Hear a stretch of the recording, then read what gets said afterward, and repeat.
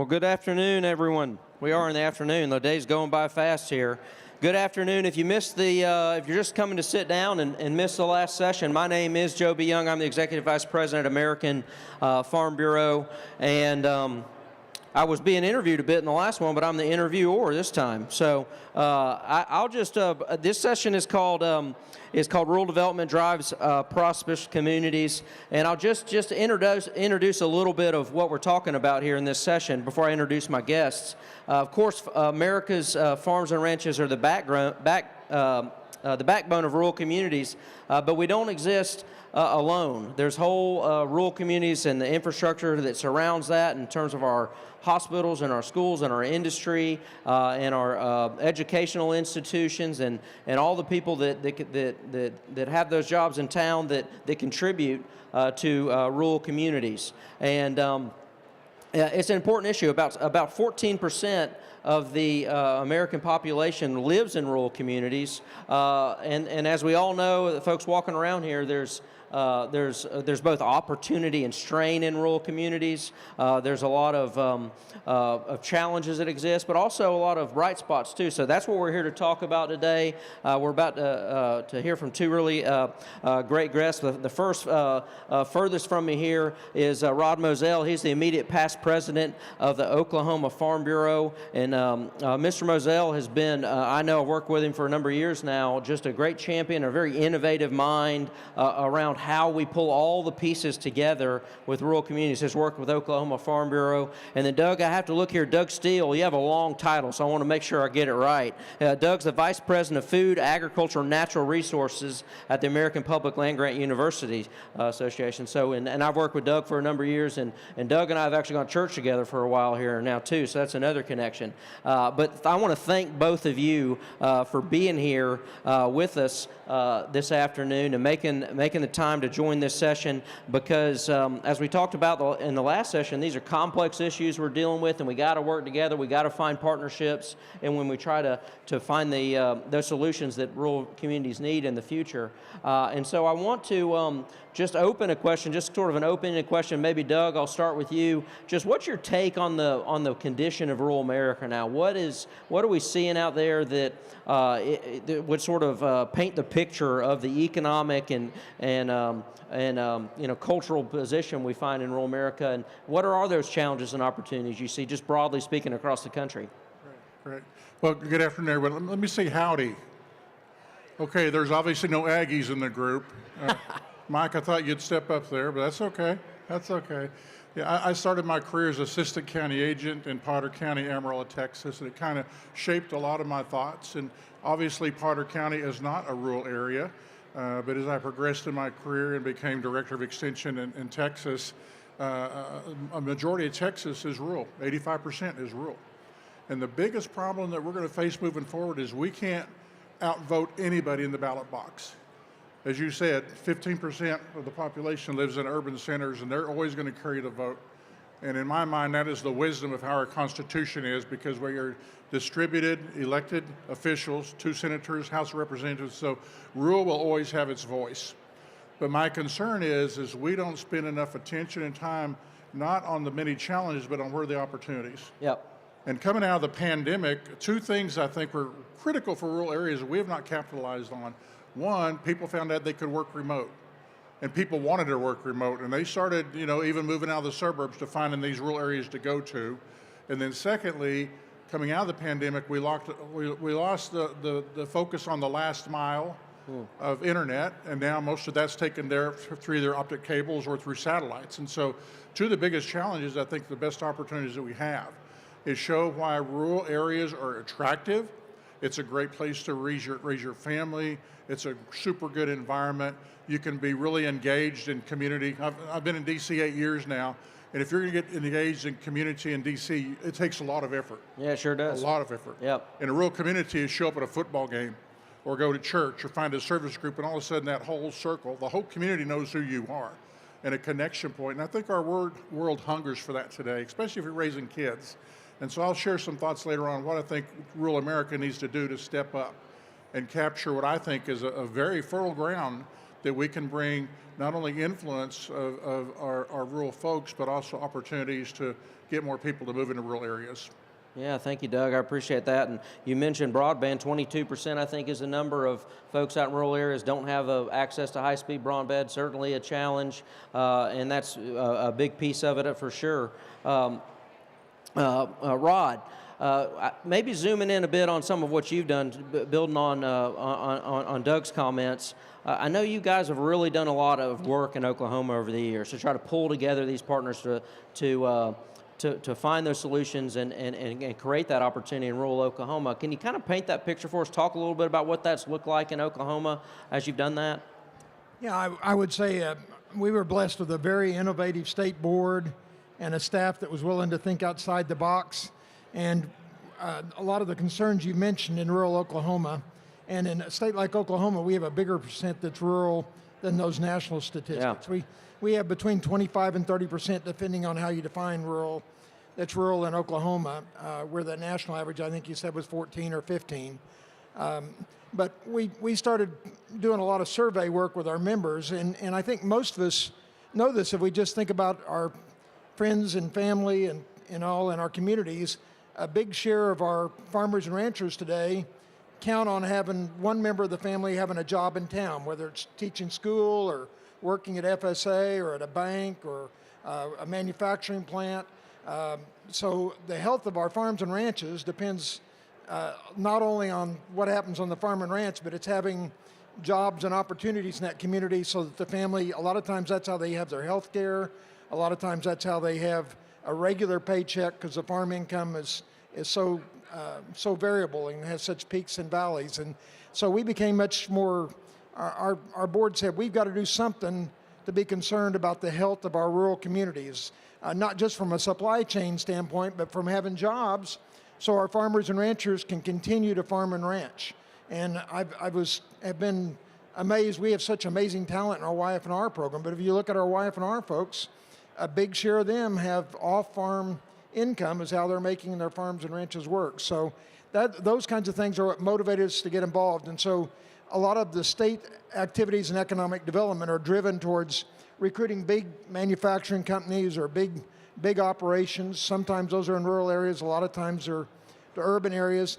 So we feel like the long-term answer was growing our own businesses in small towns across our state. And so we started trying to develop an effort. We started a series of accelerators. Amory Bartel and Sadie and Garrett, our team, that we're now up to 3 people on that team.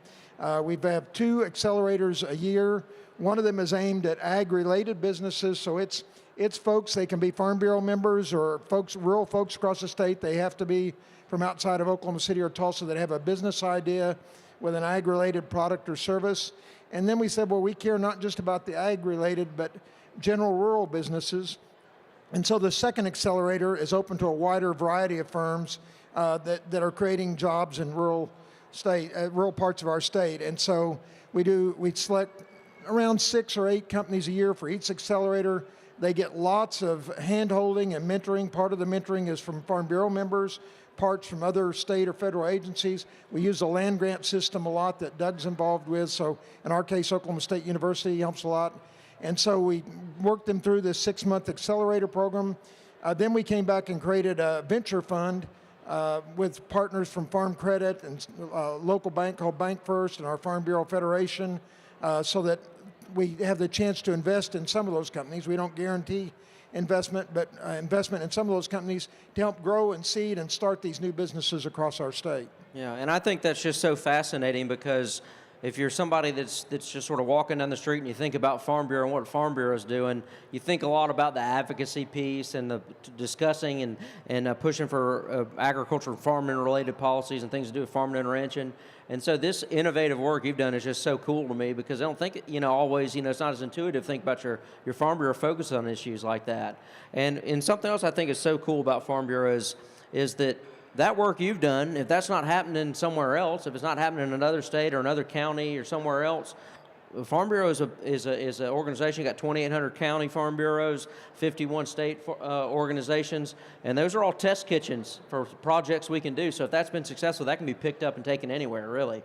and we hope it will be picked up by other states. One other thing I would just mention, we've ended up finding lots of great partners, and our deal was, instead of creating something brand new others are doing, was to kind of be like the guard in basketball or the quarterback in football, and to know what all's available, and to try to bring a lot of folks that have mainly in the past been helping businesses in urban areas.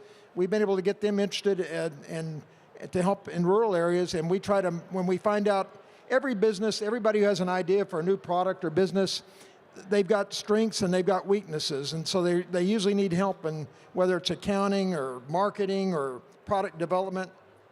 So once we find out the strengths that somebody has, we try to help them grow their strengths, but then we try to match them up with resources from the state or federal or the land grant university or extension service to help them develop the missing legs to their chair so that their business can grow and be successful. Yeah, and you know, one final comment on that. It sounds like a lot of those projects and those businesses, those are probably things that are high-paying jobs, and we know that's important.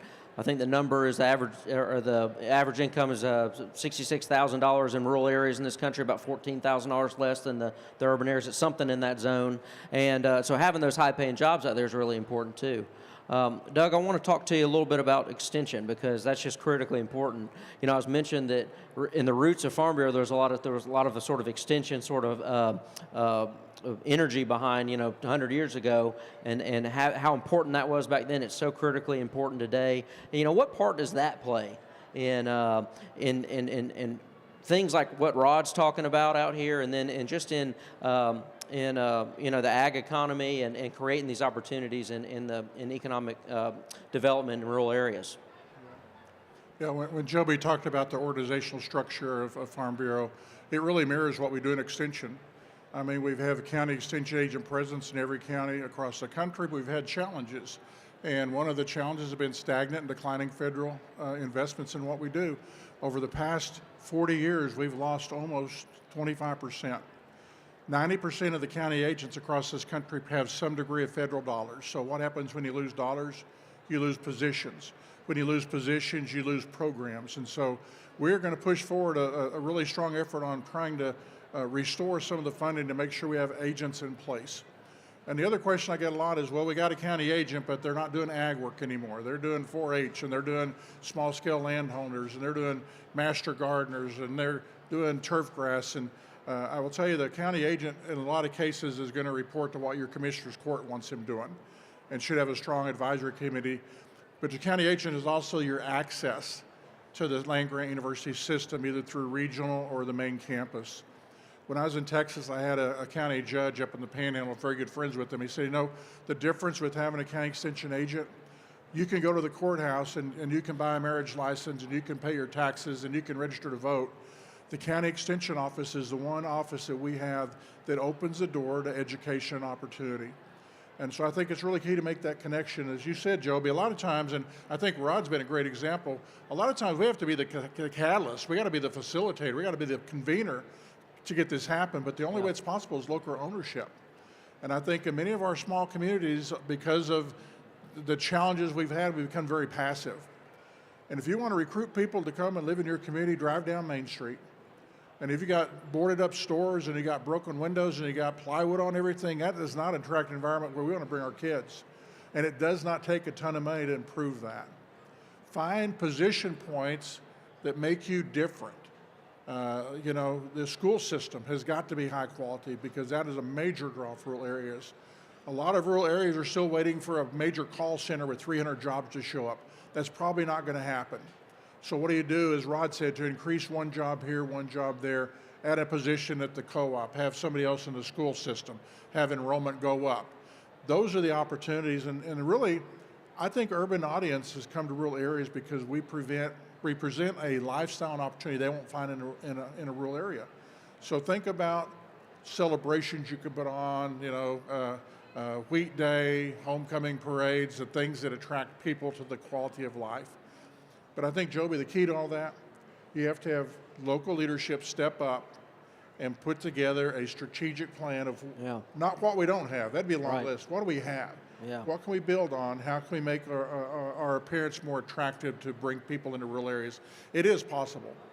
And as you said, it wasn't just broadband, now it's high speed, and most of our communities are getting high-speed broadband, so I don't think we've really explored what that can mean to do an active recruitment campaign to attract people back into rural areas. Yeah, no, I love that you make that point, because I know when you do go, when you go somewhere and you're traveling and you visit a town that's really has a cool success story, or a county, one key piece that you always hear about when you're talking to that local group is that sort of strategic plan, where they sort of assess what they had, assess where they needed to go, and sort of marked out a plan that sort of took whatever the high priority piece was first. I know you mentioned we have made a lot of progress in broadband, but those are stories that you've heard over the years of somebody coming together and say, hey, this is something we need. We're going to get everybody together, all the stakeholders. That's a piece we're going to put together first. In the next county over, it might have been something different. It may have been something more in the educational space or the healthcare piece or whatever.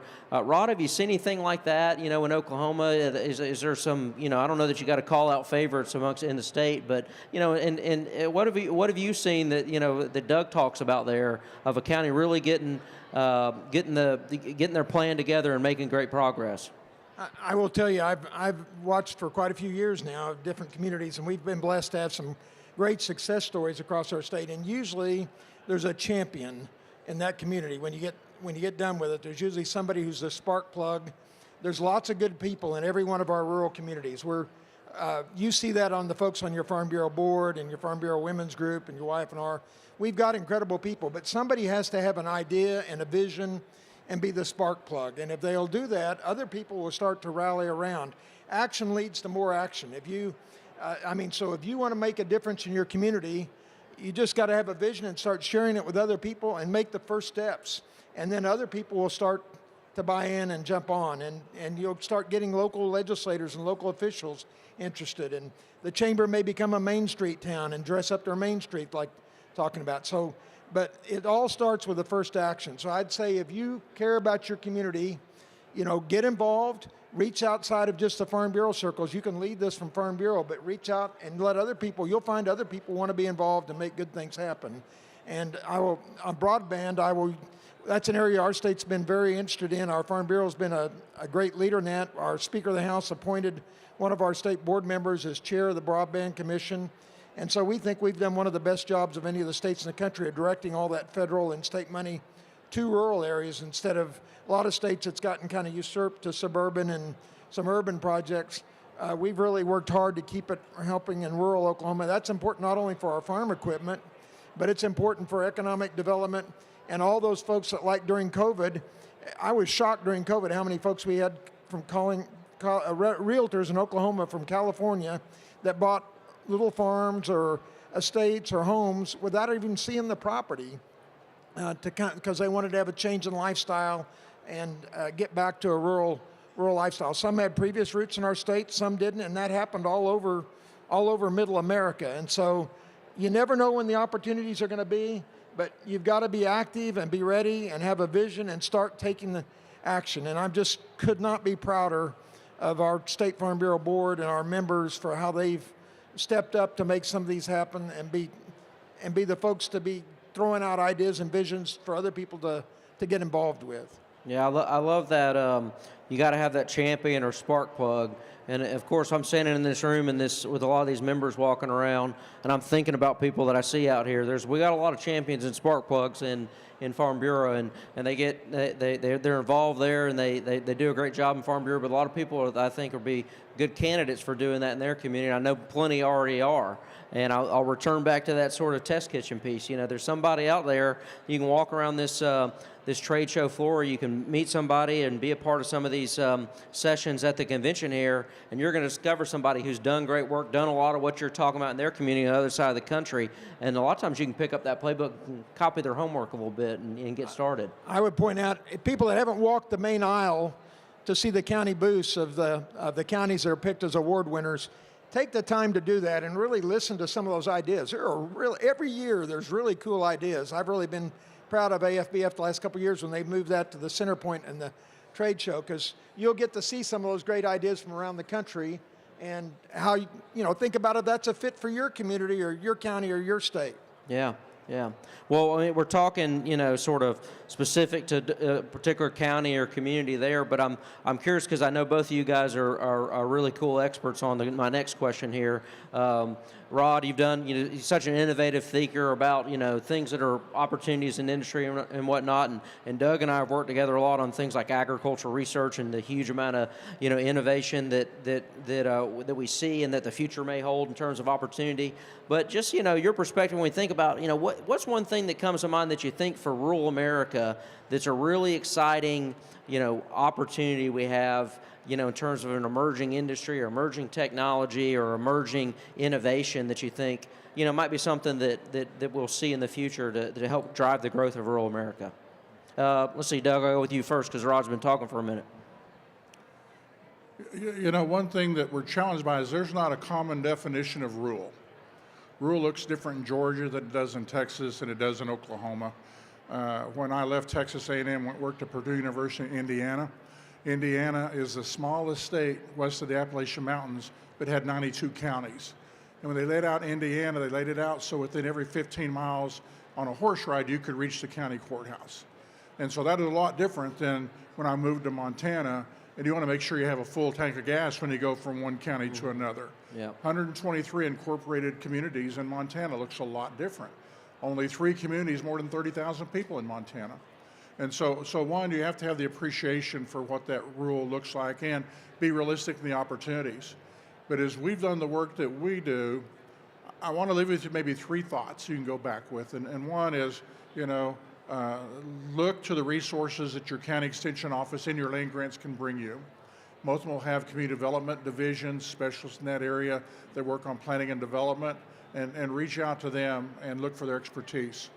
But the 3 tangible things you can go home and do tomorrow: get in your vehicle and drive your community and make notes.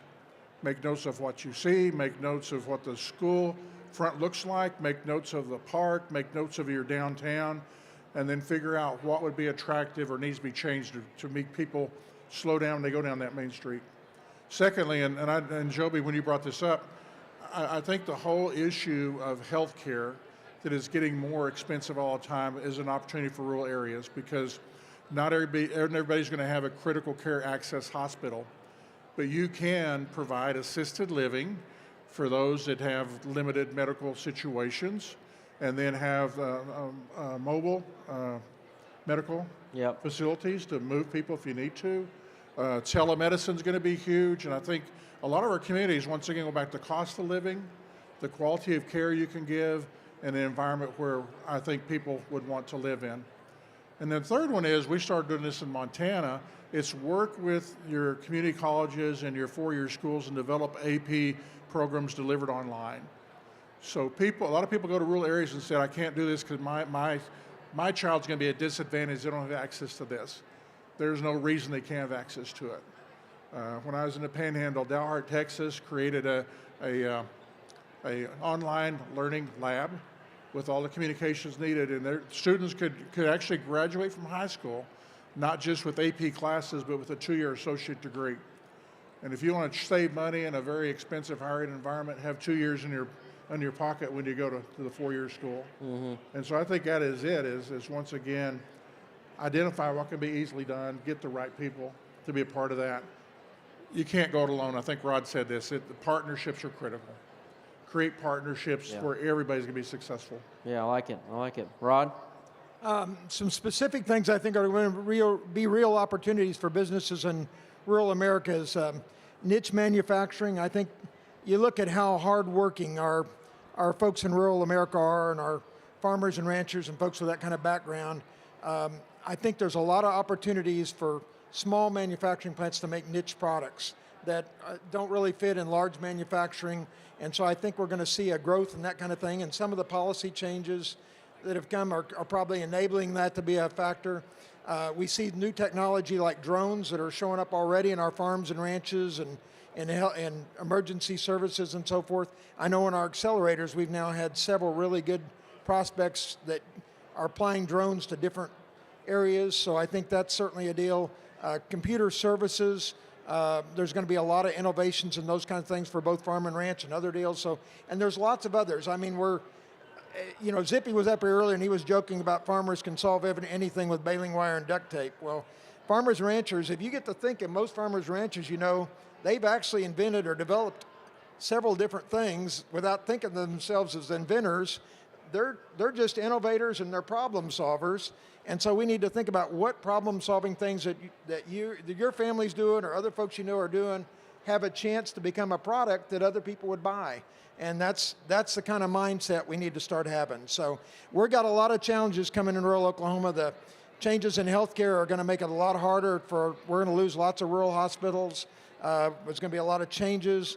We're going to need to figure out how to do that. We already, even though the rural income overall may be 66,000 overall, we have lots of folks way below the poverty level in our rural communities.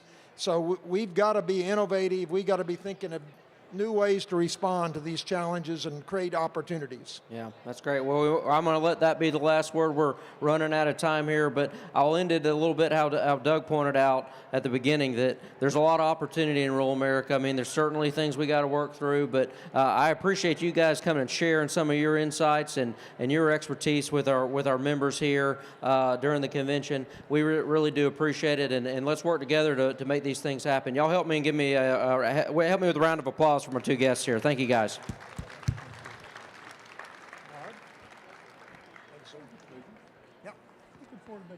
Thank you, gentlemen. We all know how important rural communities are to our country and our organization, so let's give them another round of applause. We can set them here. Yes, sir. Yep, leave them right there.